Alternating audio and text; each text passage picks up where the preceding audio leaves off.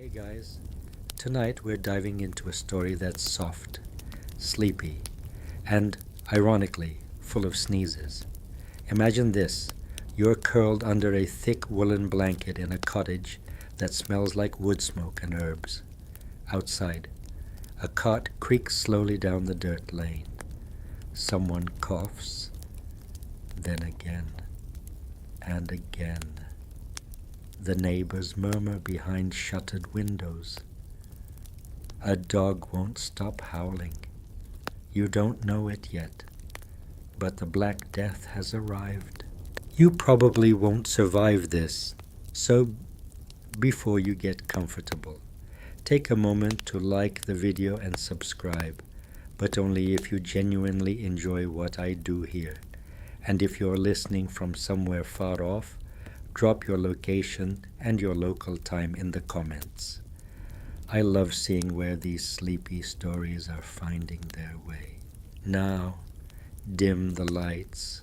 Maybe turn on a fan for that soft background hum, and let's ease into tonight's journey together. It begins with a whisper, not a scream, not a bell, just a soft creeping unease you can't quite place. You live in a quiet European village in the year 1347. The harvest was decent. The air is thick with peat smoke. Your neighbors squabble over sheep, gossip about the local priest, and gently curse the dampness that never seems to leave your boots. At night, you rest your head on a sack filled with straw and feathers, a precious thing, stitched by your grandmother, maybe passed down. Sleep comes easy. You snore like a blessed ox. Then, one morning, the baker doesn't open his shutters. By supper, 3 households haven't come to market. A week later, you hear it. The pestilence has reached the next town over. No one says plague aloud yet.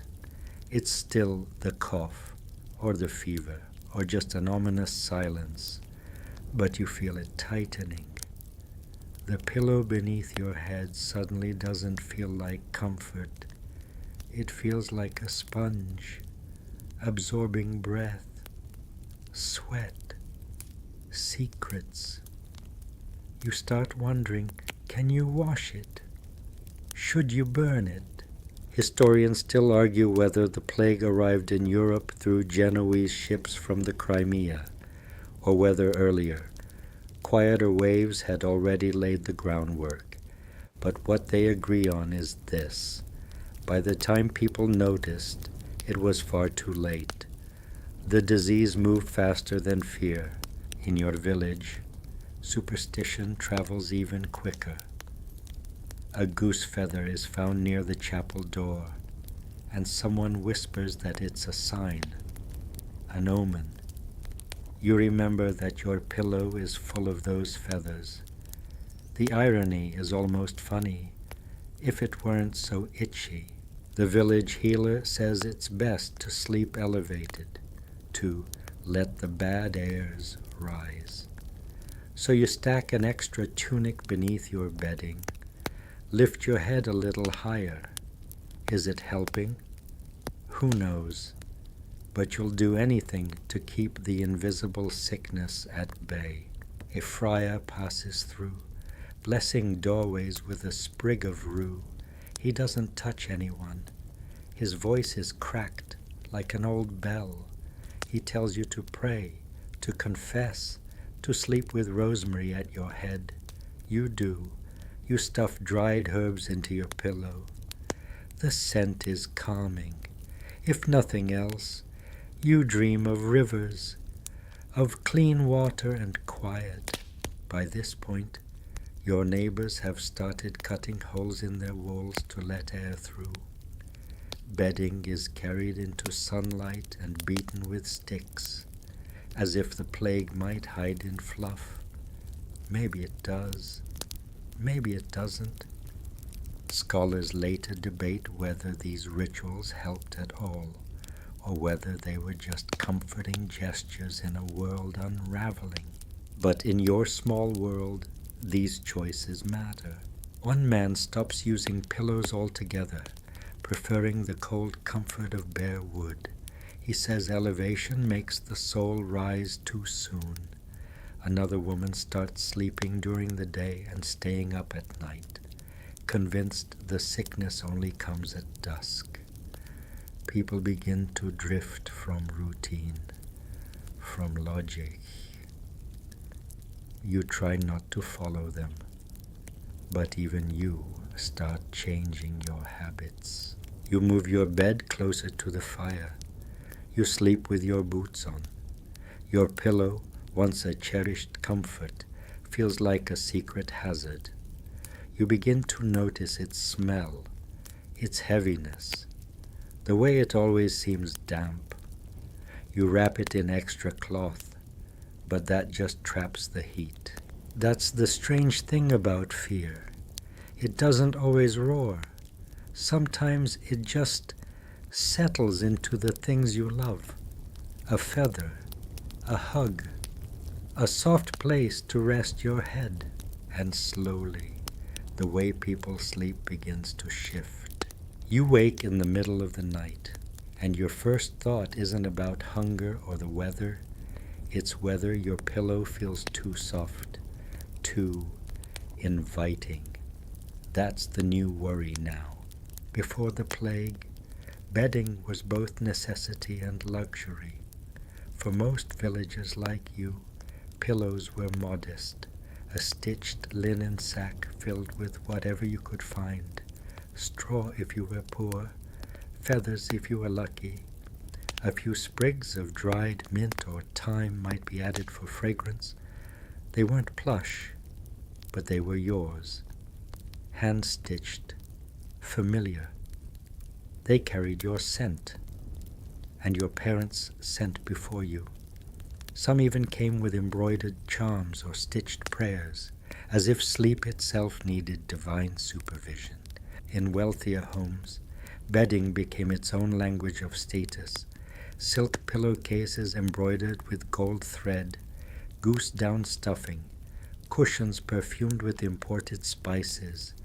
Nobles would have 2, 3, even 5 pillows propped behind them. Not because their necks needed support, but because their egos did.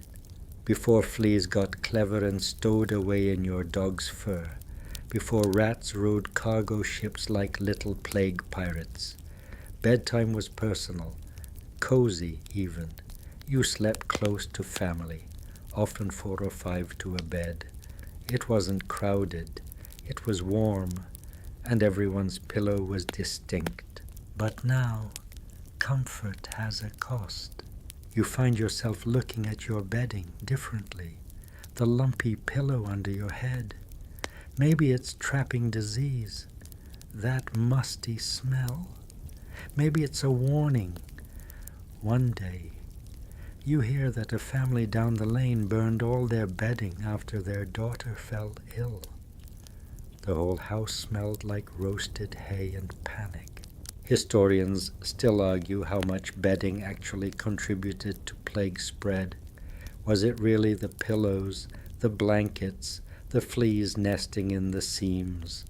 Or were they just innocent bystanders, unlucky enough to absorb suspicion?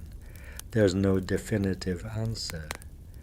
But in a time with no microscopes and no germ theory, softness starts to feel like a threat. And yet, the bed is still the only refuge from the world outside. The outside world, where death carts now rattle by daily. Where bring out your dead isn't just something you overheard. It's what your neighbor muttered through a cracked window last night. So you cling to routine. You fluff the pillow gently, anxiously.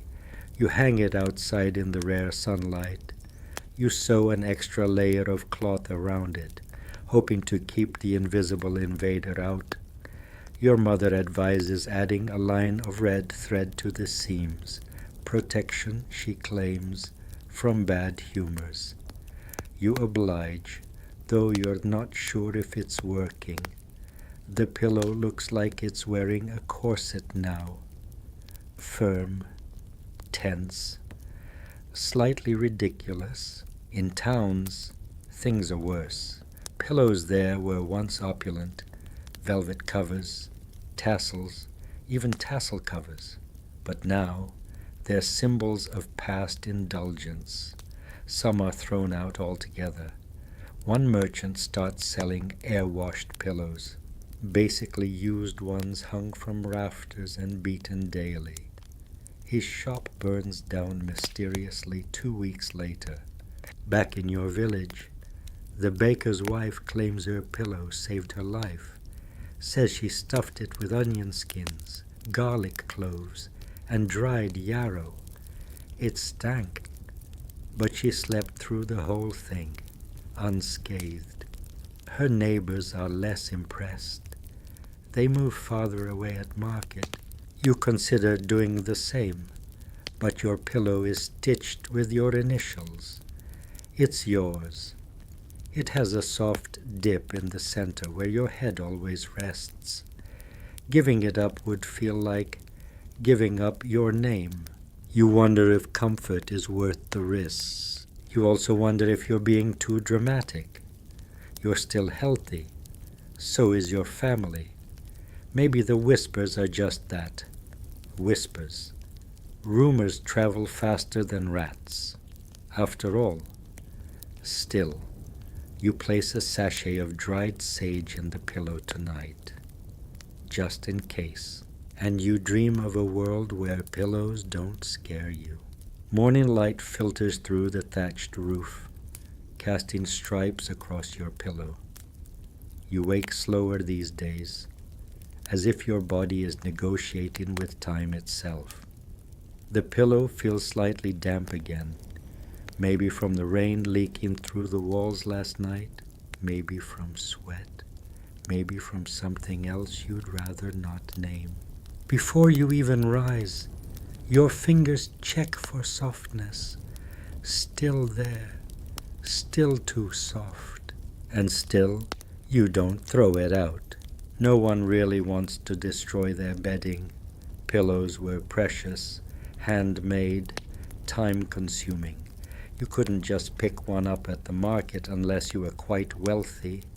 The cloth alone took months to weave. Feathers had to be collected over time, plucked from meals, washed, dried, fluffed, stored. The average pillow took a season to build and a lifetime to soften. That's why the changes you're seeing now, burnt mattresses, ash heaps of linens, feel like such drastic, desperate acts, as if people are willing to torch their memories just to stay a little safer, as if safety comes in embers. And yet, despite the dread creeping into your nights, there's also innovation. In Paris, a rumor spreads that sheep wool is plague-proof, probably started by a merchant with too much of it. But villagers like you begin replacing feather-stuffed pillows with wool-stuffed ones. They're lumpier, sure, but less hospitable to fleas. Maybe one local shepherd becomes oddly popular, trading fleece for turnips and praise. Historians still debate whether wool-stuffed pillows made any measurable difference. Was it the density, the lanolin, or just the comfort of doing something, anything, to feel less powerless? In Italy, there are tales of vinegar-washed bedding, linens soaked in diluted wine vinegar and hung high in the air. You try it once. The smell lingers for days, and your eyes water as you lie down. But you sleep with slightly less dread that night. Then come the talismans. Your aunt stitches a charm into her pillow, a cross, woven in blue thread. A monk nearby recommends sleeping with a coin under your tongue and a string of rosemary beneath your head. You wonder how you're supposed to sleep with a mouthful of metal, but you do tuck the rosemary in. The scent is sharp, almost nostalgic. It reminds you of meals shared long before the plague, of lentil stew and bread. Strangely, these bedtime rituals start to take on their own rhythm. You air the pillow in the mornings, rub it with vinegar if you can find any, restuff it with fresh herbs on market days. You check it for dampness, for fleas, for stray feathers. It becomes your new nightly prayer. This routine, a series of soft, deliberate gestures, a rebellion against chaos. And slowly, people begin to talk about bedding in a new way, not just as comfort, but as strategy. One traveling physician insists pillow should be propped at a 30-degree angle to encourage pestilential vapors to drain downward.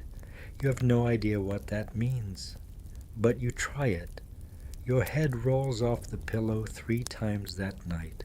Still, it's nice to think you're outwitting the disease, even if only by degrees. Some say sleeping on the floor is safer.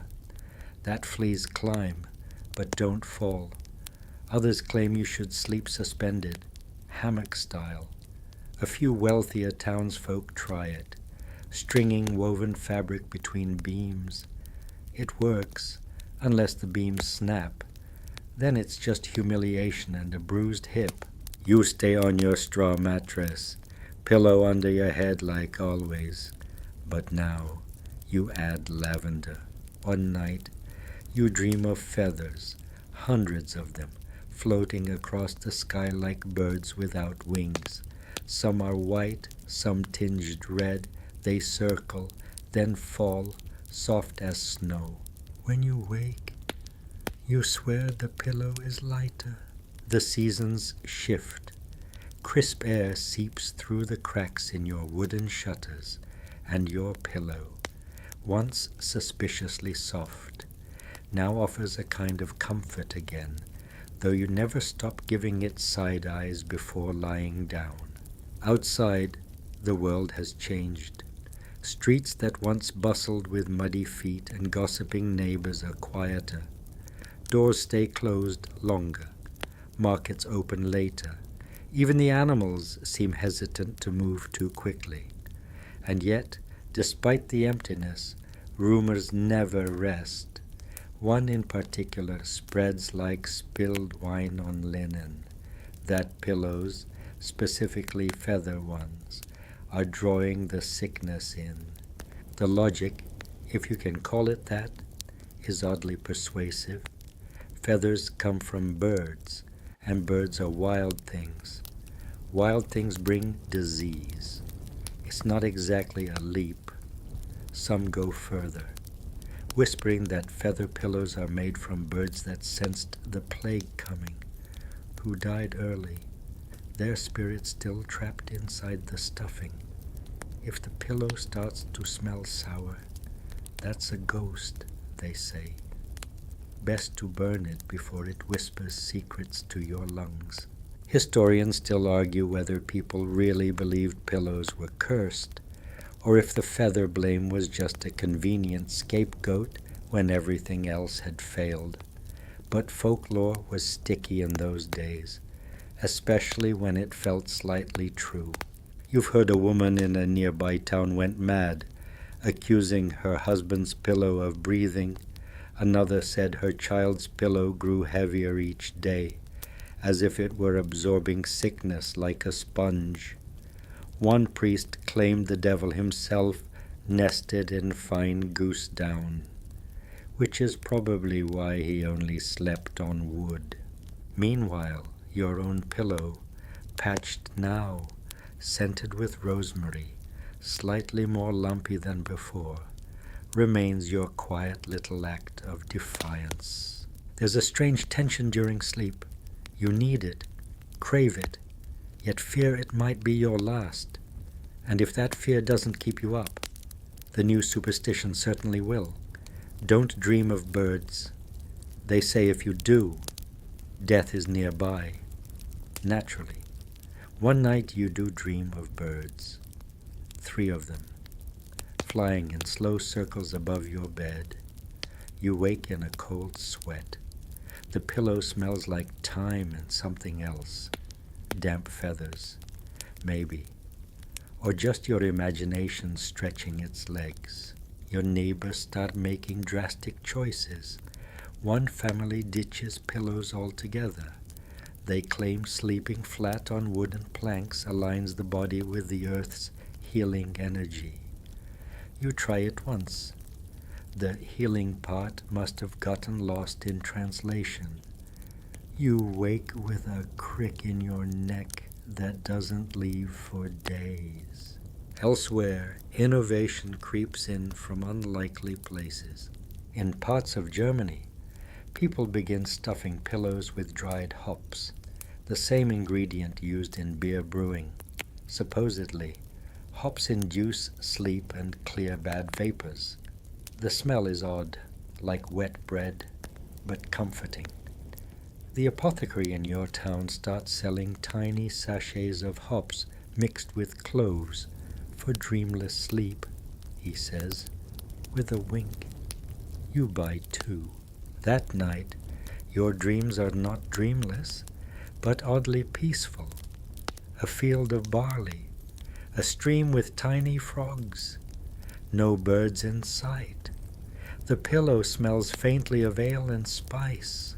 One tanner you know experiments with leather pillow covers, claiming they're flea-proof. They're also sweat magnets, and you quickly abandon the idea after a few sticky nights. But the effort is there, the desire to solve, to change, to take back some agency from this invisible threat. Your village priest suggests prayer as the best defense. He blesses every home with a small charm and advises placing a silver coin under the pillow. For purity, he says. You wonder if he just wants the coins. One evening, you sew a scrap of linen inside the pillow. On it, a shaky hand-drawn image of Saint Sebastian, patron saint of plagues. It's crude, barely recognizable, but it's something. When you lie back that night, your head presses gently against the saint's faded outline. You whisper a half-formed prayer, and sleep, for once, finds you easily. You wake to the sound of church bells, slow, deliberate, not quite mournful, but never joyful either. Bells have taken on a different rhythm these days, marking not just time, but survival.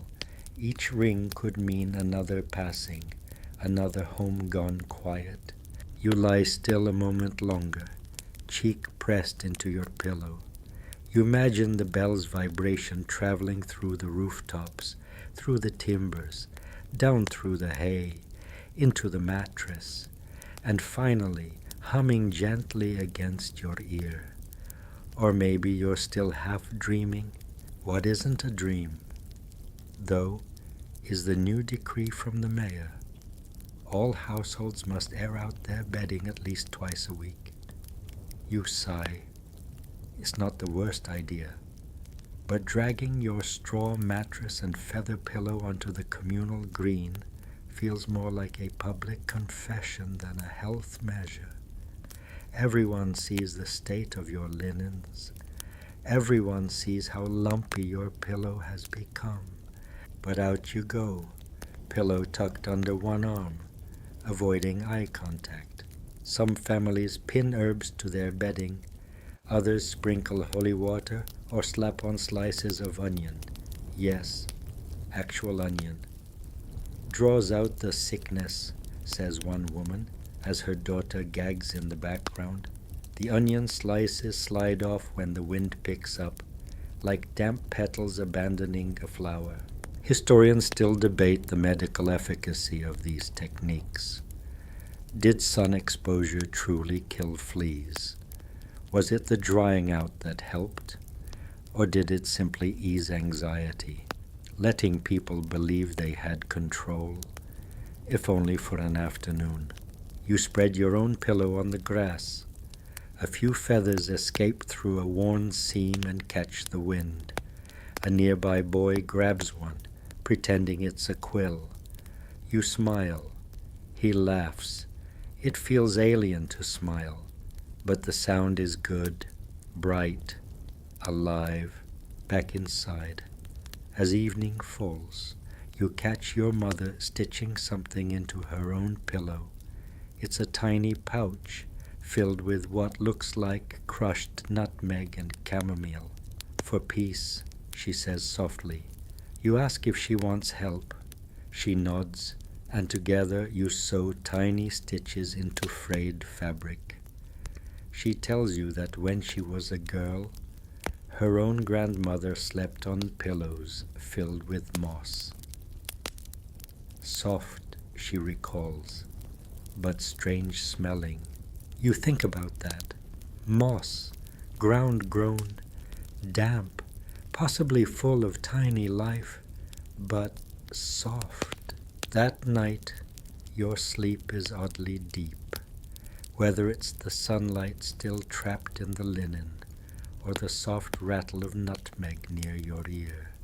You drift. And you dream of softness, not of feathers or hops or moss, but something entirely new, a pillow that molds to your head, cool on one side, always fresh. It smells like a summer morning. You wake with the vaguest sense of longing for a thing that doesn't exist yet. Meanwhile, word travels of nobles in distant cities sleeping with gemstone-studded pillows. They believe quartz wards off illness. One man supposedly sleeps atop a slab of jade. You wonder what kind of dreams that produces. Or back pain, back in your village. Practicality wins. Hops, lavender, clean linen when you can manage. And always, the sacred morning ritual of fluffing, checking, and praying the pillow doesn't feel heavier. But even as the pillow changes shape and scent and purpose, it never stops being the last thing you feel before sleep. And that matters. By now, your pillow has become more than just a pillow. It's a ritual, a companion, a container for fear, comfort, and an ever-growing collection of dried herbs and whispered hopes. Each night, as you press your head into it, there's a brief moment of silence, like you're falling into the pages of a book no one else can read. This morning, though, you're awoken by shouting. A merchant has returned from Venice, carrying goods and tales and, presumably, a dozen kinds of germs. But what catches everyone's attention isn't his bolts of silk or dried fish. It's the bundle of flat, circular cushions strapped to his mule. Not pillows exactly, but more like discs, thin, round, made of tightly woven horsehair. You join the crowd as he explains, in a voice thick with pride and phlegm, that these are plague-resistant sleep supports imported from the East, inspired by designs from Persia. Allegedly, they allow air to pass beneath your head, he says, so the bad humors don't settle. Bad humors again. They're always floating, apparently, waiting for still air and a warm body to pounce on. Historians still argue whether these breathable pillows were an actual trend or a clever rebrand of failed seat cushions. Either way, they sell quickly. The merchant's mule leaves unburdened, and you spot one of the horsehair pads already in use that evening, placed proudly beneath the head of the blacksmith, who now looks deeply uncomfortable but committed. You try one too, just once. It's like sleeping on a wheel of dry bread. You wake feeling as if your ears have been ironed flat. So I'm back to feathers it is, but not without modification. You start layering a base of straw for lift, a middle of feathers, and a sachet of dried lavender at the top. Your pillow becomes a sandwich of sleep logic. Oddly, it works. Or maybe you're just adapting. Your dreams become more vivid in one. You wander a house with hundreds of rooms, each one lit by fireflies, each with a bed, each with a different pillow. One smells like oranges, another like ash. One breathes when you lie on it. You wake before you find the last door. At market, you overhear two weavers whispering about cool pillows. Not fashionable ones, literally cool. They're made with linen soaked in vinegar and hung in cellars. You try it. The smell makes your eyes water. You decide vinegar might not be the scent of restful sleep. The apothecary suggests yet another idea, clay beads sewn into cloth. They retain chill, he says. The result is lumpy, but intriguing. You feel like you're sleeping on river stones. One night, you add feathers back in. No, it's like river stones with a little cloud on top. Progress. Still, fear remains. A child 2 streets over falls ill. Her mother burns the bedding, but it's too late.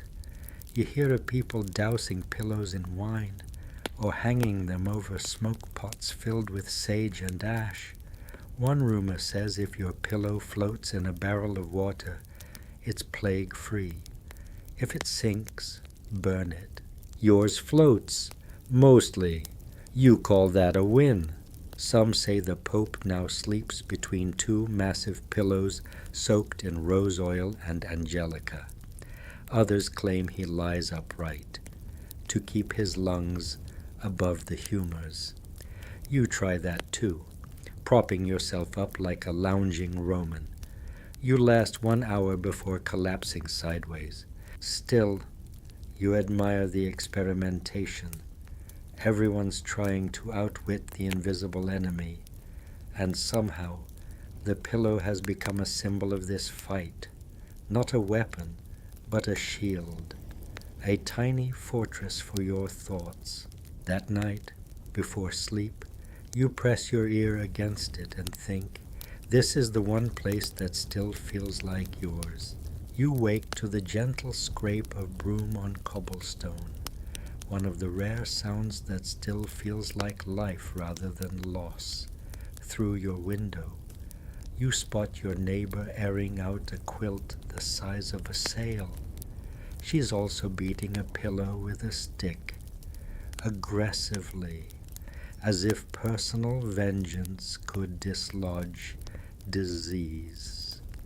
Maybe it can.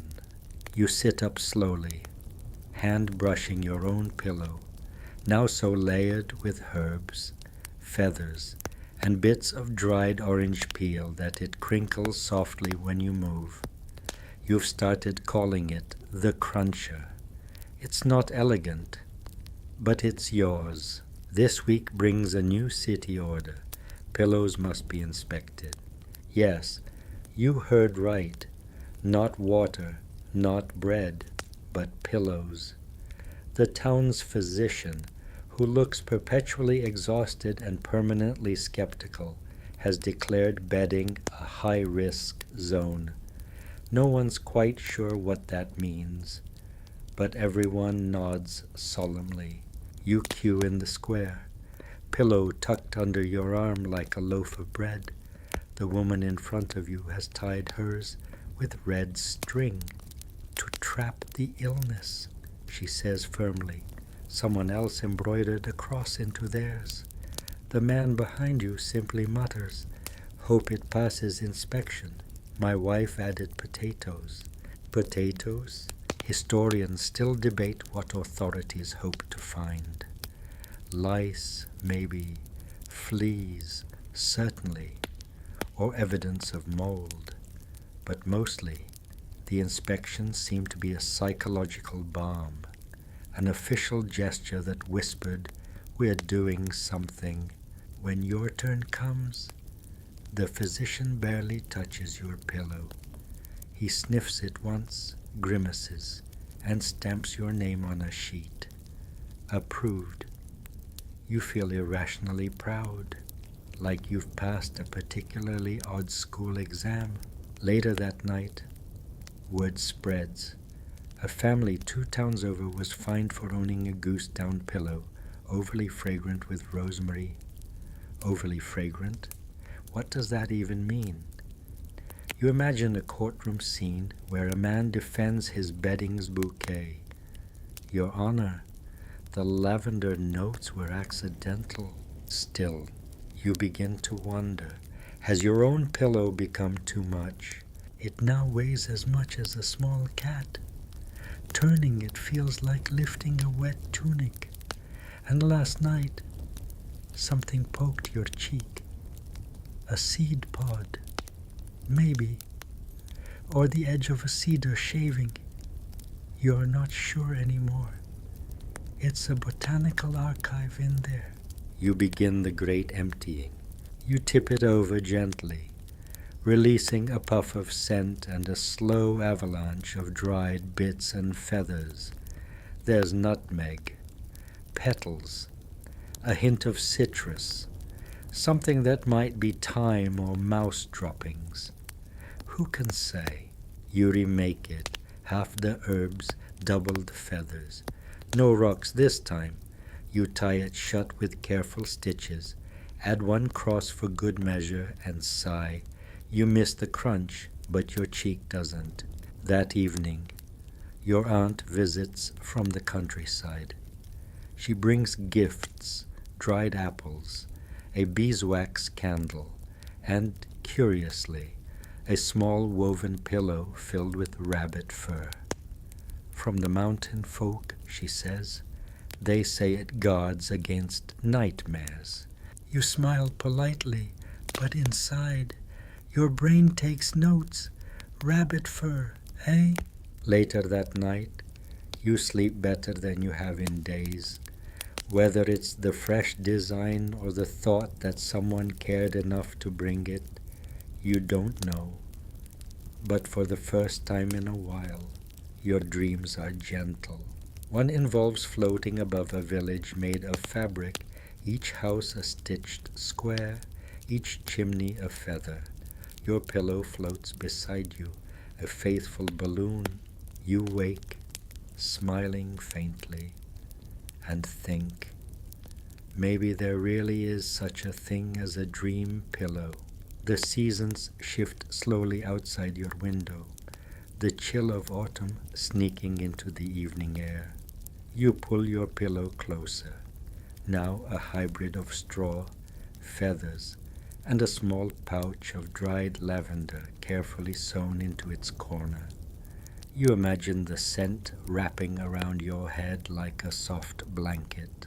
News arrives that the plague's reach has expanded again, carried along trade routes and winding river paths. In response, local artisans begin experimenting with new pillow materials, hoping for anything to keep the sickness at bay. You hear whispers about pillows stuffed with silk from distant lands, rumored to repel fleas better than feathers. The fabric's smoothness is said to confuse the tiny pests, making it harder for them to settle. You wonder if the wealthy nobles really sleep on such luxuries, or if it's just a fanciful tale. Historians still argue whether silk's anti-flea properties were scientifically valid or just a case of hopeful storytelling mixed with exotic allure. Curious. You ask a traveling merchant about silk pillows. He laughs softly and says, They're prized, yes, but too fragile for daily use. Feathers and straw still rule the bedside. You decide to try something simpler instead.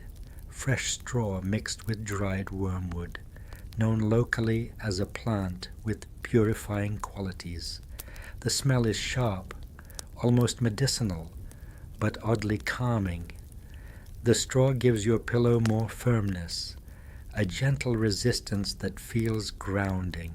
One evening, your neighbor invites you to a small gathering where pillows are swapped like secrets. Each person brings a pillow filled with a unique mixture. You exchange your wormwood straw cushion for a pillow scented with crushed rose petals and cloves. The variety surprises you. Some pillows smell like earth after rain, others like honey and herbs. It becomes clear that, beyond the fight against disease, pillows have become a canvas for comfort, for hope. You recall hearing about the ancient Egyptians who stuffed pillows with fragrant materials to encourage sweet dreams and protection from spirits. Maybe, in these dark times, you and your neighbors are tapping into the same ancient magic. That night, lying on your rose and clove pillow, you drift off easily. Your mind wanders to a field of blooming roses under a sky sprinkled with stars. You smile and whisper to yourself, "Sleep well, friend." The plague's shadow lingers longer than anyone hoped, and your town has changed in subtle ways you hadn't noticed before. Markets are quieter, laughter more cautious, but bedtime rituals, especially the use of pillows, have grown richer and more inventive. You discover that some people are beginning to paint their pillowcases with herbal extracts, rosewater, chamomile, even tinctures made from valerian root. These liquids dry into delicate patterns that shimmer faintly in the moonlight.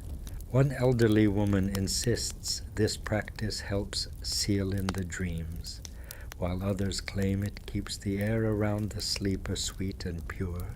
You try painting your pillowcase too, choosing lavender and mint. As you work, you notice how the colors bleed slowly into the fabric, like soft rivers flowing into a quiet valley. It's calming, almost meditative.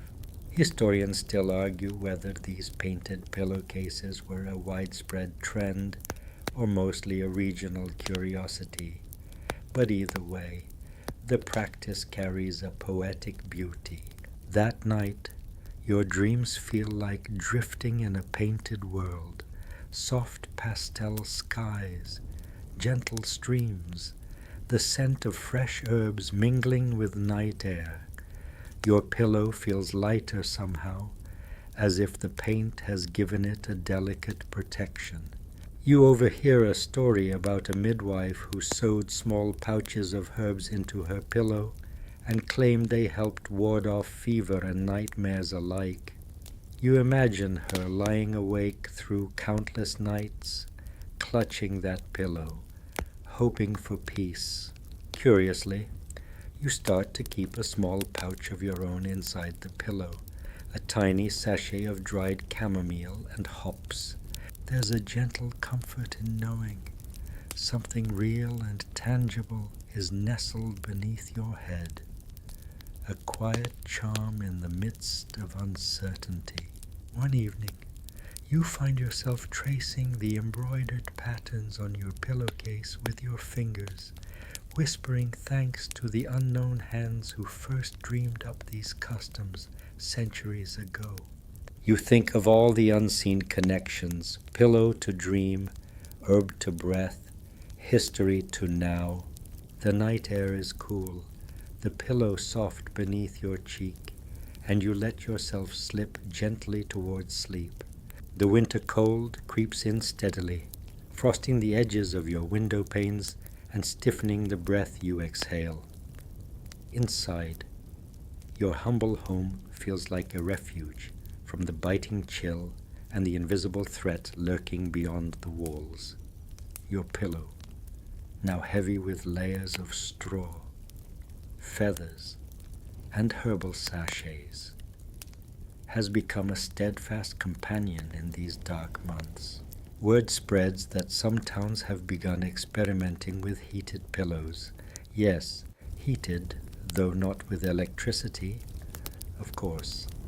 Instead, people fill small cloth bags with hot grains like barley or rye, then nestle these warm pouches inside their pillows or place them beneath their necks.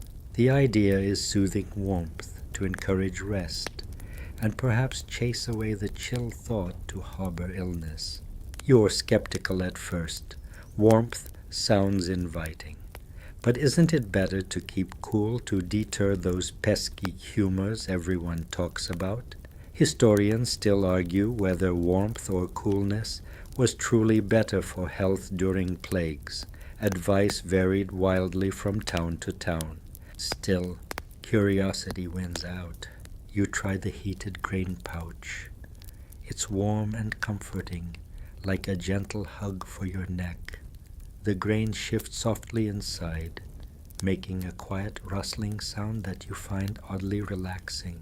The heat soothes your muscles, and you feel sleep approach more willingly than in many nights before. In the market, you see people crafting warming pillow kits with sewn-in pockets and special fillings like lavender and rye. You even overhear a rumor that a noblewoman's physician advised nightly warm pillow use to prevent bad dreams, which must be a luxury if true. Your neighbors debate whether the warm pillow is a passing fad or a true blessing. You hear tales of a traveling healer who claims that these pillows encourage good spirits to enter the sleeper's body. You start imagining your dreams as warm rivers flowing beneath your eyelids, carrying away fear and cold alike. One night, you fall asleep to the sound of grain shifting quietly inside your pillow, a soft susurration like waves lapping at the shore. You realize that in these uncertain times, even small comforts like a warm pillow can be anchors in the dark. And with that thought, you sink deeper into rest, your head cradled in gentle warmth. The days grow longer again, though the scars of the long winter plague season remain etched on the faces and homes around you. Yet amidst the lingering fear, whispers begin about new ideas brewing in far-off cities, innovations that might one day change how people sleep altogether. You learn about an intriguing concept from the East: pillows carved from wood, shaped carefully to support the neck and head. These wooden pillows are said to promote better posture and possibly healthier breathing, though they certainly lack the softness you've grown used to. At first, you imagine lying your head on a plank of wood and shudder. The idea feels harsh compared to your feather-filled, herb-scented pillow. Yet, the concept has caught on in some circles, especially where feathers are scarce or expensive. Historians still debate if these wooden pillows were widespread, or mostly symbolic of a culture's unique approach to health and comfort. You hear a traveler describe how these wooden pillows were often small, about the size of a loaf of bread, sometimes painted with delicate motifs or covered in embroidered cloth to soften the edges. You can't help but picture an artist carefully painting a tiny flower on a smooth block of wood, turning something seemingly uninviting into a work of art. Curiosity wins, and you decide to try a small wooden block beneath your pillowcase. It's awkward at first, but over time, you notice your neck feels less stiff in the mornings. Still, The softness of your traditional pillow calls to you like an old friend. The wooden pillow seems like a quiet reminder that comfort and health have always been a delicate balancing act, shaped by culture, necessity, and personal taste. That night, you dream of a garden where wooden blocks bloom like flowers, their smooth surfaces glowing softly under a gentle sun. You smile softly, your head resting on your beloved pillow, embracing the balance between old comforts and new ideas. Spring's gentle warmth begins to thaw the cold grip of winter, and with it comes a renewed sense of cautious hope. But even as flowers bloom outside your window, the specter of the plague persists, and so do the peculiar customs that have grown around sleep and pillows. In recent weeks, you've heard tales of a curious new invention, the pillowcase sachet, a small pocket sewn inside the pillowcase itself, designed to hold fragrant herbs or tiny charms close to the sleeper's face. The idea is to combine the comfort of scent with a sort of talismanic protection. You decide to try this for yourself, sewing a small pouch into your pillowcase and filling it with dried lavender, mint, and a pinch of crushed bay leaves. The scent is subtle but comforting, a quiet invitation to rest. At night, the herbs release a faint aroma that seems to mingle perfectly with the softness of your pillow. It's as if the pillow itself is whispering a lullaby. Historians still argue whether these sachets were widespread or simply a niche practice among certain communities. But the idea of personalizing one's pillow in this way clearly resonated. Interestingly, you learn that in some regions, the herbs chosen for these sachets varied according to local beliefs. Some favored chamomile for calm, others rosemary for protection, and a few even tucked in dried marigold petals believed to ward off bad dreams. The debate among scholars is whether the effectiveness was psychological, symbolic, or perhaps even medical by modern standards. You lean toward the soothing power of belief mixed with aroma. One evening, you lie back and close your eyes, inhaling the faint scent. Your thoughts drift easily as the pillow holds you gently, the herbs like a soft chorus guiding you toward sleep. You think about all the little rituals that have sprung up around pillows during these dark times: painting, stuffing, warming, now sachets, each a tender attempt to reclaim comfort amid uncertainty. And in this moment, wrapped in scent and softness, you feel a small but steady peace. The plague's shadow begins to wane, but its imprint on daily life and on the humble pillow remains. You notice that, alongside the practical uses, pillows have become a canvas for storytelling, a vessel of memory and comfort in uncertain times. You hear that some families embroider their pillowcases with symbols and scenes meant to protect the sleeper or invoke pleasant dreams. One particularly popular motif is the dream catcher style, a circle filled with delicate lines meant to trap nightmares like a spider's web. You decide to try your hand at this, stitching a simple design onto your pillowcase late into the night.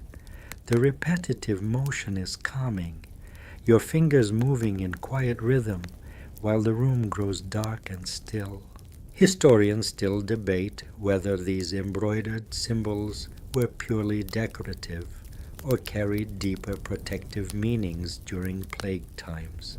Some suggest the designs were borrowed from older folk traditions, while others see them as an early form of what we might call sleep hygiene.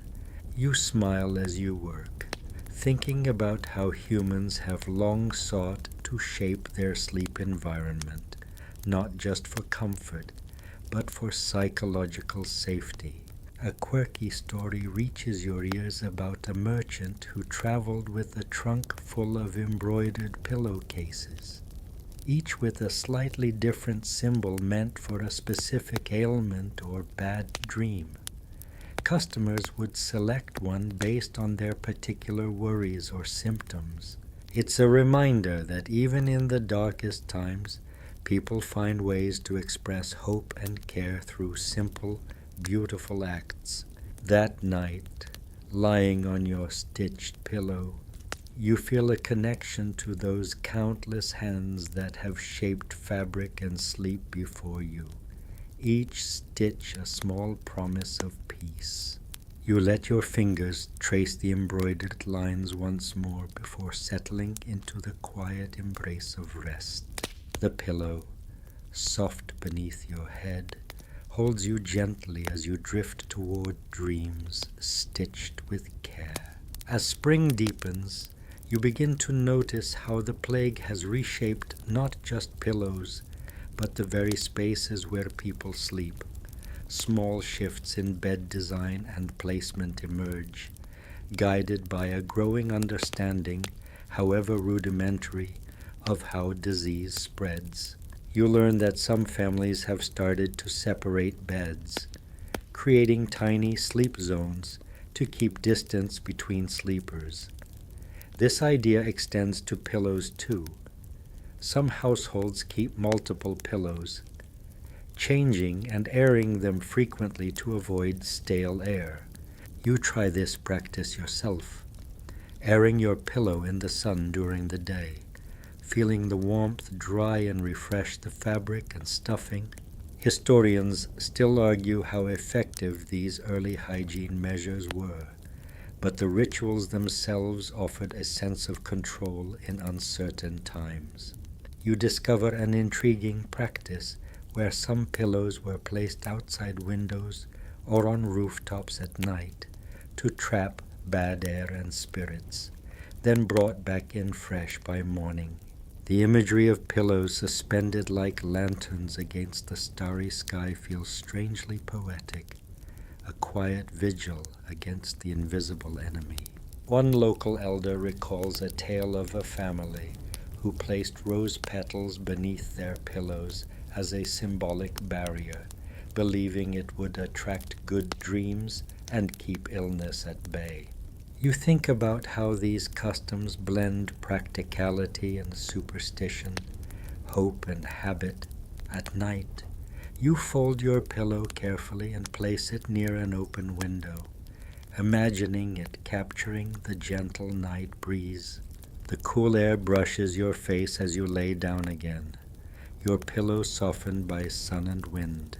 Sleep comes gently, cradled by the comforting rituals of a world slowly finding its way through shadowed times. You wake to the soft hum of morning birds and the scent of fresh dew, your pillow still carrying the faint traces of last night's herbs and sun-warmed fabric.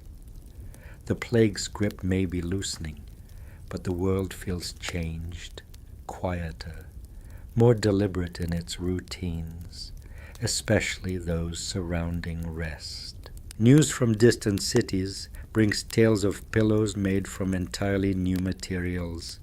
Silk and cotton blends woven with threads of gold or silver, thought to be both luxurious and protective. These precious pillows are rare and mostly owned by nobles, but their existence sparks wonder and curiosity among common folk. You imagine resting your head on a pillow that gleams softly in the candlelight, delicate threads cool against your skin. Historians debate whether these ornate pillows truly offered health benefits or served more as status symbols, though the soothing touch of fine fabric surely eased restless nights. You recall a curious story. about a 14th century alchemist who claimed that infusing pillows with powdered minerals could cleanse the soul during sleep. A belief that sounds like early aromatherapy crossed with mysticism. Though you have no alchemist's secrets, you find comfort in your simple pillow, stuffed, scented, and cared for in ways shaped by generations. Tonight, as you lie down, the pillow feels like a soft bridge between past and present, between fear and hope.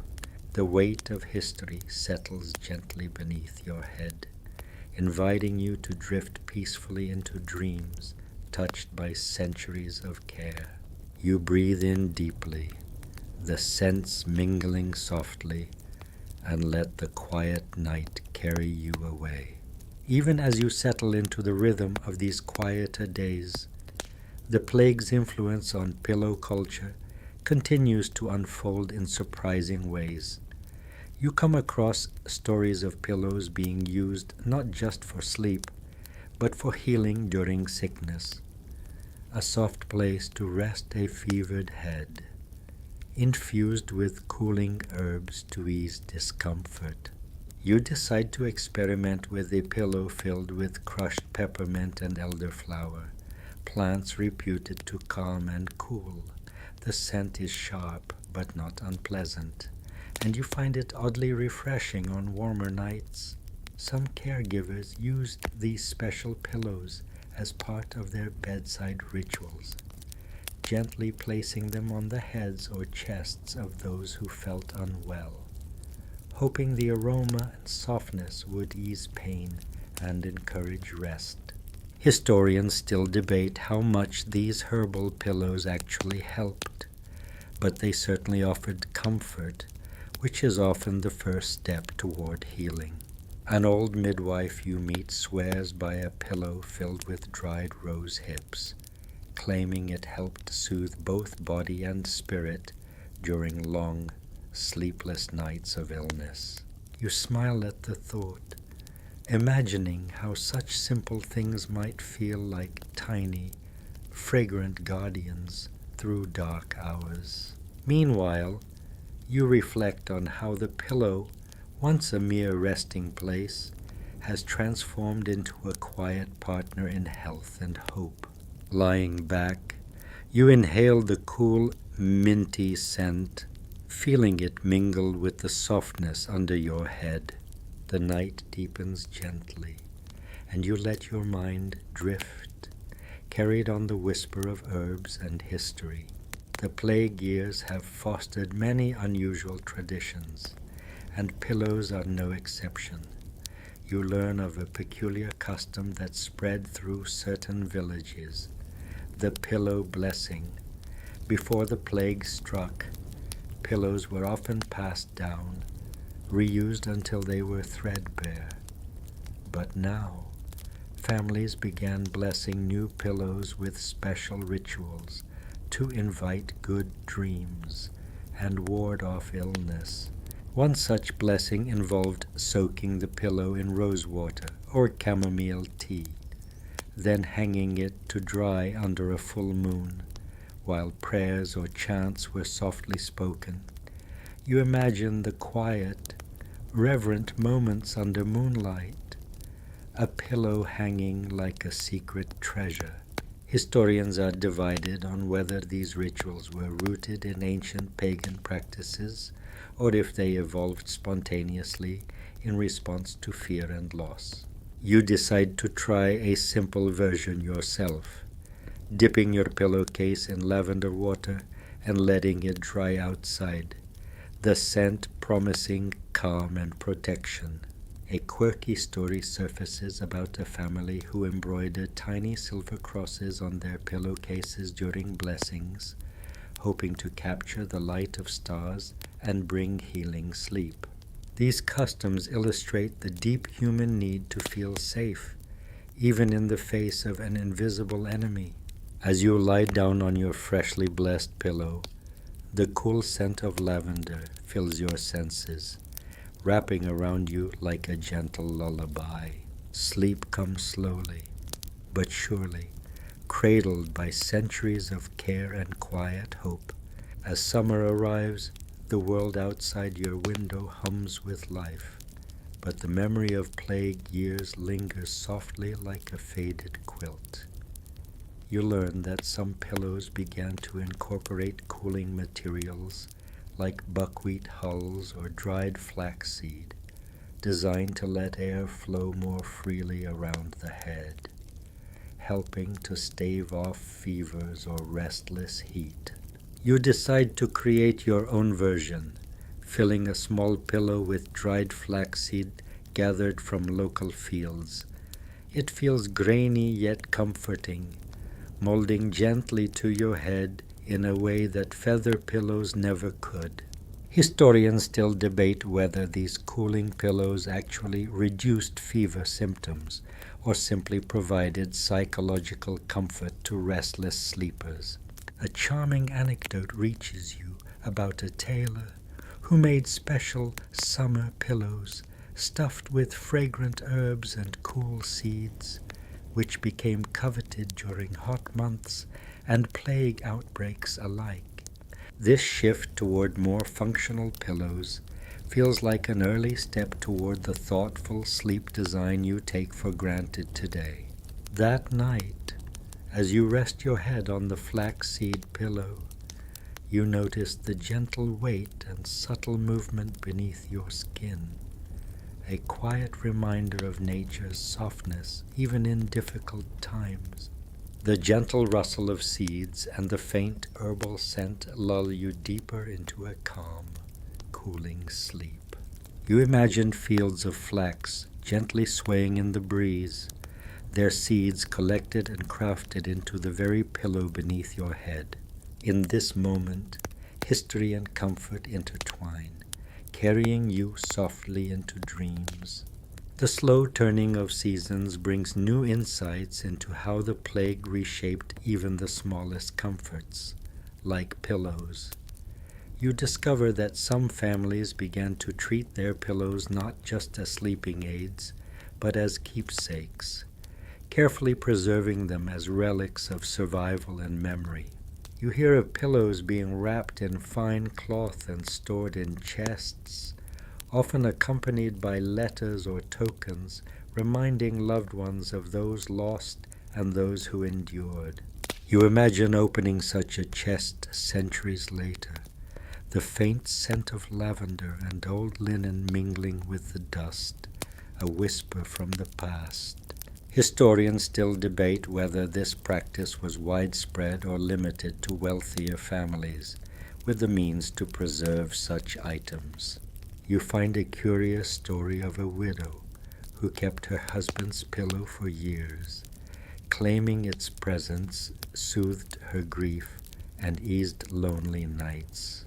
The pillow, once a simple object, becomes a symbol of resilience, a soft anchor in turbulent times. You place your own pillow carefully on your bed, considering the hands that shaped similar pillows before you. As night falls, the quiet weight beneath your head feels like a gentle embrace from history itself, steady and reassuring. The past and present meld softly as you drift into peaceful sleep, cradled by the stories woven into fabric and memory. You sense the subtle shift in how pillows become intertwined with healing rituals, especially among those recovering from the plague's grasp. Some families began to use pillows filled with medicinal herbs tailored to soothe specific ailments: lavender for calm, rosemary for clarity, and even thyme for respiratory relief. You decide to try a small lavender pillow beside your main one, its scent a gentle invitation to rest. You learn of an apothecary who crafted sleep pillows, combining herbs believed to ease troubled minds, a practice that some believe laid the groundwork for modern aromatherapy. Historians still argue over how much these herbal pillows impacted recovery versus providing placebo comfort. But in times of uncertainty, any comfort is valuable. One tale describes a healer who recommended changing pillows regularly during illness to catch bad spirits or stagnant air, a ritual blending health and superstition. You chuckle softly, picturing the ritual like an ancient form of pillow hygiene, with an almost charming level of fussiness. Lying back, you breathe in the delicate floral aroma, feeling the softness ease tension and cradle your thoughts. Sleep beckons gently, wrapped in the fragrant legacy of centuries-old care and hope. The pillow beneath your head feels less like an object and more like a silent guardian, a companion through long, quiet nights. You notice how the aftermath of the Black Death inspired a broader cultural shift in attitudes toward rest and recovery, with pillows at the heart of these changes. In wealthier households, pillows became larger and softer, layered with multiple fabrics to create a cocoon of comfort, reflecting a newfound appreciation for restful sleep as a key to health. You imagine sinking into a plush, feather-stuffed pillow, the weight a gentle reassurance against the night's stillness. Historians still debate whether these innovations were widespread or mostly limited to the aristocracy, but the symbolism of softness and care in recovery is clear. A quirky detail emerges. Some pillows were even scented with rare and expensive oils, jasmine, sandalwood, or musk, to mask unpleasant odors common in plague years.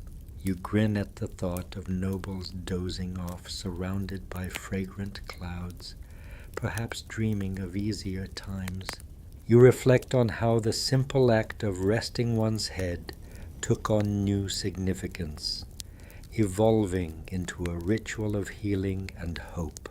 As you lay your head down tonight, you feel wrapped not just in fabric, but in centuries of care, softness, and whispered prayers.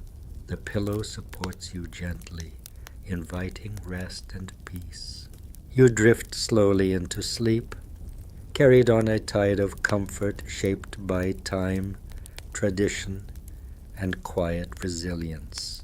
You arrive at the quiet finale of this journey, feeling the gentle weight of history settle beneath your head.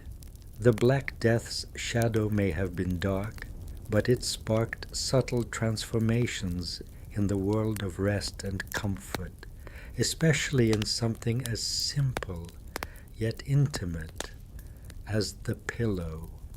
You reflect on how the pillow, once an overlooked household item, became a symbol of protection, healing, and memory during those uncertain times. Historians still debate how much these changes directly influenced modern sleep culture, but the threads connecting past to present feel unmistakably strong. You picture the countless heads that have rested on pillows shaped by fear, hope, and care, each one drifting into dreams, much like you tonight. As your eyelids grow heavy, you feel a quiet gratitude for these small comforts, softened by centuries of human kindness and ingenuity. Let your breathing slow, your thoughts soften, and your mind drift gently like a feather floating down through still air. Feel the pillow beneath you as a soft harbor, a place where time and history come to rest, inviting you to do the same. Now, dim the lights a little more, breathe deeply, and let your dreams carry you away. Sleep well, cradled by the gentle history of pillows and the quiet hope they hold.